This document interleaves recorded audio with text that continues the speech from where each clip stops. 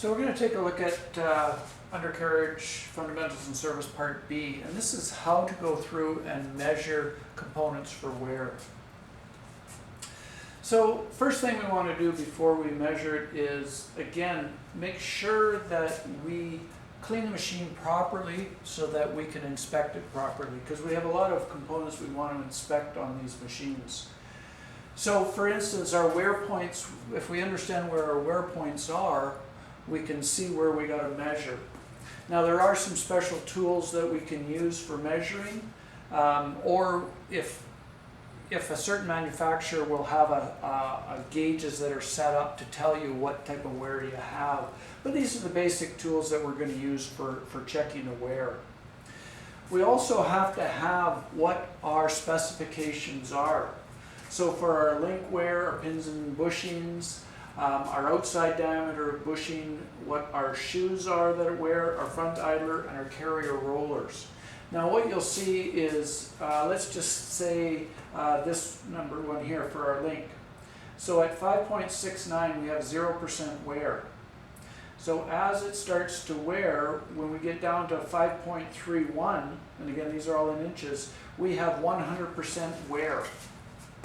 So this is what, if you take a look at each one of these, you'll see as it starts to wear, at this point 100% wear. Now again, if it's a component that could be sent in and rebuilt, we never want to let it get beyond 100%, because at that point they will not take it to be rebuilt because it can distort. So again, we always want to keep an eye on these, and once they get close to 100%, then those components should be taken off and sent out for remanufacture if they can. So again, when we're checking track pitch, so it's really from the center of the pin to the center of the pin, but doing just one pin may not be enough. So what we usually do is we'll have a dimension for 5 pins and 4 links. And we want to stretch these chains out.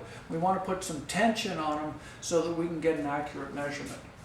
When we're checking our rollers, again, this isn't the part that wears. The part that wears is on the base on either side and on the sides of these. When we're taking a look at our lower roller, again, where we want to check for our wear. So if we have a gauge, or we can measure the outside dimension of this.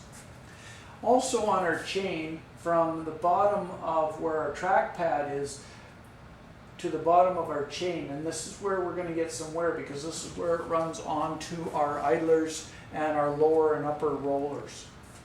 We also want to check our grouser wear. So once our grousers get worn to a certain point, we can take them off and we can have new grouser bar welded on. But if they get to a point where they're too low, we can't weld new grouser bar on, and we have to buy new pads. We also want to check our sprocket, because again, as a chain starts to stretch, it's going to change the position of where that chain roller is going to run on the sprocket. And again, on our front idler, we want to check our front idler for wear, again, because at a certain point we can take that off and send it in to be welded up and remachined. So what happens internally? So as this chain runs around back and forth, we're going to get pin and bushing wear. So what happens is the external part of the pin wears and the internal part of the bushing wears. And this is what we're going to be checking as what we call track pitch. So sprocket wear on the external part of the bushing does not change our track pitch, but our internal pin and bushing wear does. So what we're going to do is we're going to put a bar in the sprocket, and we're going to tighten that track chain up to make sure it's nice and tight. And then what we're going to do is we're going to measure. And again, if we measure 5 pins and 4 links, we're going to get a more accurate measurement of our overall wear. So again, you have to look at what they call for their specifications for wear, but we always have to make sure that this chain is nice and tight so we can get an accurate measurement. Because if this isn't tight, then we may go, oh yeah, well it's still good, and it may be worn a lot worse than it actually is. So this is one of the specifications. So again, the distance across 4 links, but 5 pins. Okay, so where we measure on our pins does it really matter? No. So if we go here and we measure from the center of this pin to the center of this pin, or we measure from the edge of this pin to the edge of this pin, again, where we measure, as long as it's the same on both pins to give us an accurate measurement, we're good.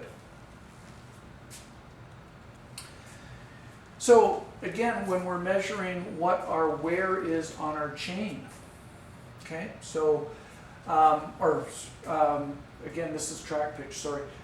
For our chains, as these run over the rollers and as they run over the idlers, they wear this part and they also wear this part. So we're going to measure from the bottom of the track pad to the bottom of the chain, and that's going to tell us how much material is worn off of our chain.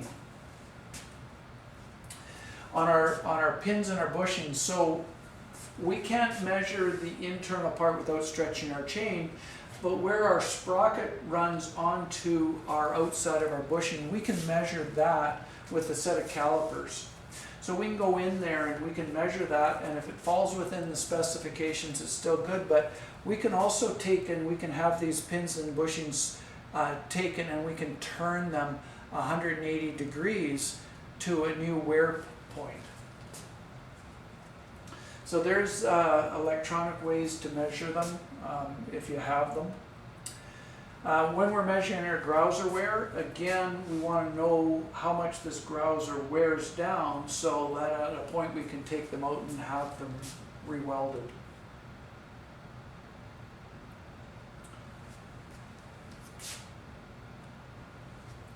On our front idler, again, because this part doesn't wear, our part that wears is here and here. So we want to know what the width is here and what the depth is there, so that again, that they can be remanufactured. Same with our pedestal rollers. Again, at a certain point, we want to take those out of service.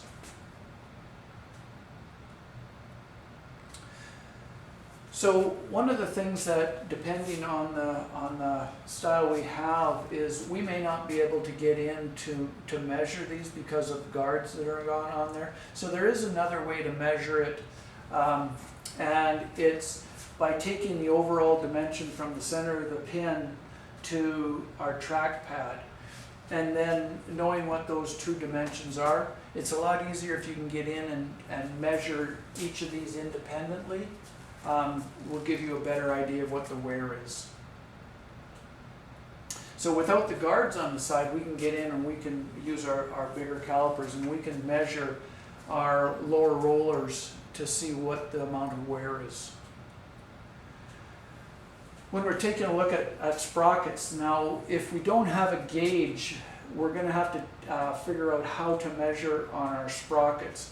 So our wear profile, as the chain starts to stretch, is going to, instead of being in the pocket here, is going to start to move up on the upper part of the tooth, whether we're going in the front, forward or rear direction.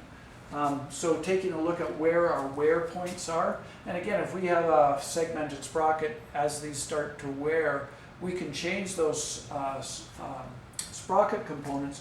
But our chain, once it's stretched, it's just going to wear out the new sprocket. So they have to be changed as sets.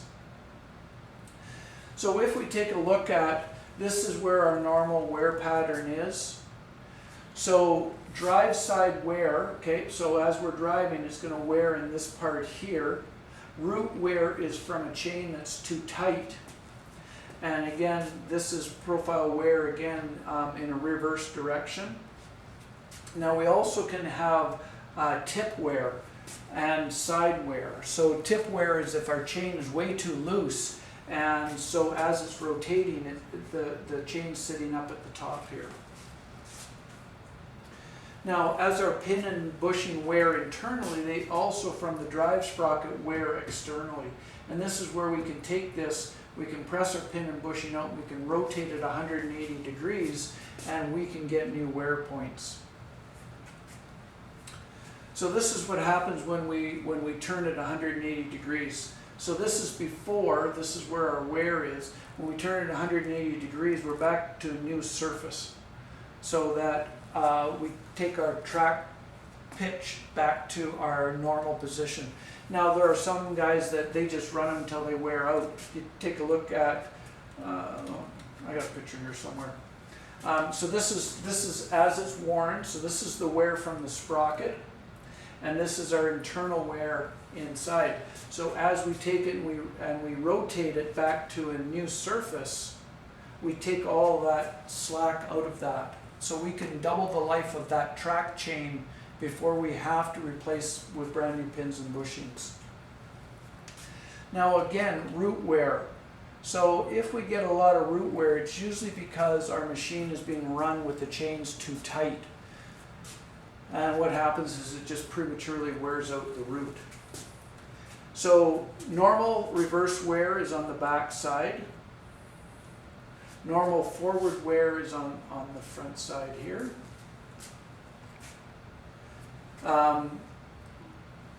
Rotative wear, again, internally can be caused by a track chain that's too tight in the reverse direction. Tip wear is from a chain that's being stretched and is too loose and is running on the top of the sprocket. We get side wear from running on a side hill, whether it's inside or outside. Gouged corners, again, if our chain is too loose and is allowed to contact the sprocket without sitting in the saddle, it's going to take the tips off. So earlier on the last video we talked about making sure that both of our track frames are in alignment so that we're neither toed in or toed out. And again, when we're doing our diagonals, so we can measure across our distances to make sure those are, but that doesn't mean that one track frame isn't pulled in or pulled out, or both of them aren't. So we can do diagonals to check that. So if we measure across A and B, those dimensions should be the same. But we can also go on and check our diagonals from two known points to make sure that our frame rails are square. The other thing we want to make sure of is our front idlers aren't off to the side.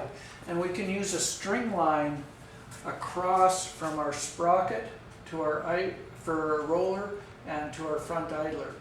Now we bring it up here, and if it touches here and not here, we know that our front idler isn't square, and we can go in and we can adjust that for wear. When they're rebuilding frames, what they're going to do is they're going to have a standard, and inside our bushings here they put this pin and make sure that everything's square. They can also go in and they can remachine these if they get worn out, or put in new bushings so that when we put it back together again, both track frames are square to the machine so we don't get accelerated wear.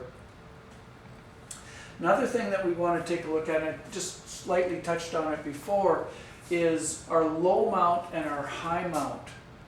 So if you take a look at the distance between the center there to the lower, or the center there to the lower. Now we want to have a low mount for a blade machine because it drops the center of the gravity, and so we can push easier. But when we have a loader, we want a high mount so that when we go in and we can pick up a load and dump it. So these, again, can be interchangeable. So for instance, if I have a machine that I have a loader on but I want to put a dozer on it, I can just flip these around. So undercarriage troubleshooting, again, soil packed around moving undercarriage components. Again, what can happen with that is we can end up tightening our chain too tight and accelerate the wear in that.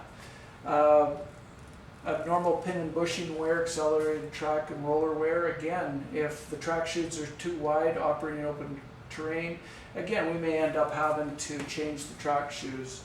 Track shoe breakage. Again, track shoes are too wide for the application. We're running the wrong material. Extreme bushing and sprocket wear, reduce machine speed. So at the mine, what they did is we had 3 forward gears and 3 reverse gears. They took out third gear because, again, if we're traveling that machine too fast, we're going to accelerate the wear. Again, accelerated track link wear is reduce the speed of the machine. Track shoe wear acceleration, prevent tracks from spinning during operation, or loosen the track tension. And loose track shoes. Again, making sure that when we put track shoes on, that we put them on and we torque them properly so that they can't come loose. And before we put new track pads on, we should be taking a buffer and making sure that both surfaces are clean and there's no debris on them, because if we torque them down and that debris gets to move out, our track pads are going to come loose. So one of the things is, when we have to replace, for instance, let's just say the duocone seal's gone in this, or this one's is broken.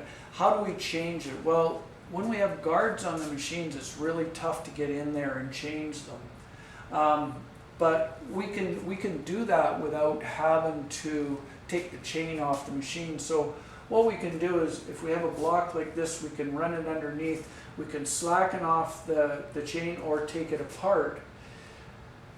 But if we slack off the machine, there might be enough room to drop that roller out and install a new roller. Again, safety first. Make sure our machine is blocked properly so it's not going to hurt us.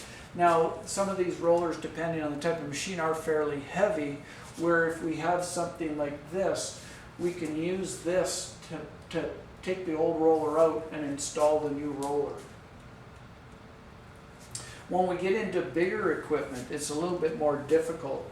So we may have to use another machine to roll the track off. On our cable shovels, when we had to change all our components, what we would do is undo a pin here, roll this out, or roll it back this way, lay out the new set of tracks in front of it, and then just drive the shovel onto the new track pads. And again, be careful where the zipper link is. So once we undo the track pad, the zipper link can come apart. It usually won't come apart just like this. You usually have to tap it with a hammer to get it to come apart. But again, make sure no one's standing in front of this when this happens. Segmented sprockets, again, are nice and easy to get at. If we have to replace them, we can just undo the bolts, replace that one segment. We don't have to undo the track. Now, when we're installing washers, these are those Bellevue washers I was talking about, because we have a radius in here, we have to make sure that we install these washers properly, otherwise we'll never get the components back together again. Torque requirements, again, you're going to have to look it up for your particular machine. Now, again, if our track pads get worn, we can send them out, and I got a picture of what they do is they'll cut down the grousers, they'll put a new grouser on, they'll weld it together. Same with our front idlers. So one of the things with the front idlers, that they have to drill a hole, because usually these are sealed and they don't want the extra pressure in there as they're welding them up, and then once they're finished they'll weld that hole back up. So these are a set of pins and bushings, and as you can see, the sprocket has worn a hole right in through the bushing. So these are junk. So if they caught them before they wore a hole in there, they could have saved them. But once they get to a certain point, they're no good. They can't turn them 180 degrees and reuse them. So if you don't make a good mechanic, you get to do this. So these are manganese pads. So what they're doing is taking them off, and then what they're going to do is they're going to press the pins out, rotate them 180 degrees. So here's the wear part, and then they're going to put them back in, and then they can reuse them. And this is a special machine that it rolls it up, and it gets strapped together, put on a pallet, and shipped back to you. At the mine, they used to do this all the time, is just send them out, get the pins rotated 180 degrees once they got worn out. This is for welding new grouser bar on. So this is our grouser, so they take this and they add to it. The other thing is, in the winter time on our bush equipment, we used to every year weld on these new snow lugs. So they're they're about 2 inches wide, I believe it is. And so you put one here, you put two here, you put one here, you put two here. And usually by the end of summer, the following year, they're wore off, so you weld on new ones. So it takes you about a day to weld on all your snow lugs. This is the front idler. Again, because of the wear here and the wear here, if we can catch this idler before it's wore out, then we can ship it out and they can re-weld it, and then what they'll do is re-machine it.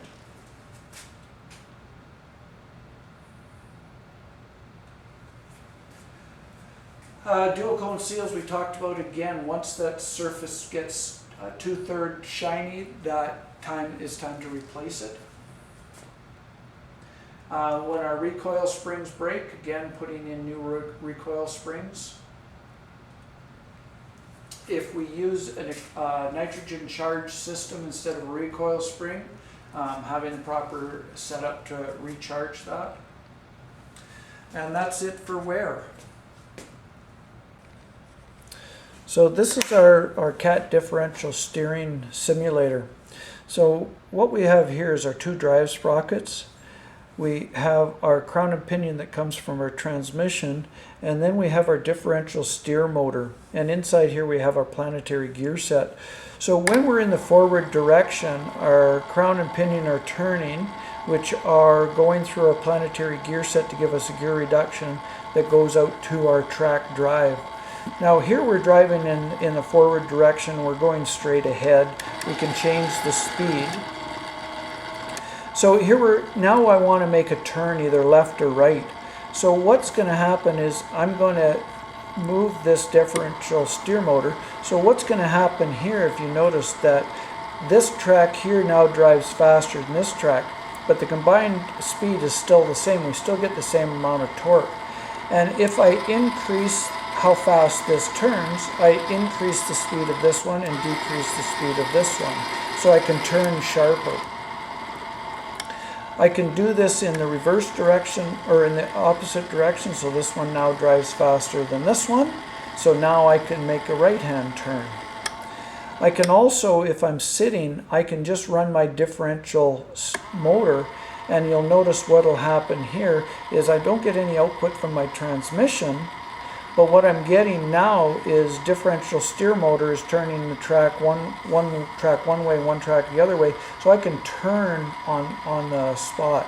So what it's doing now is it's just doing through our planetary gear set.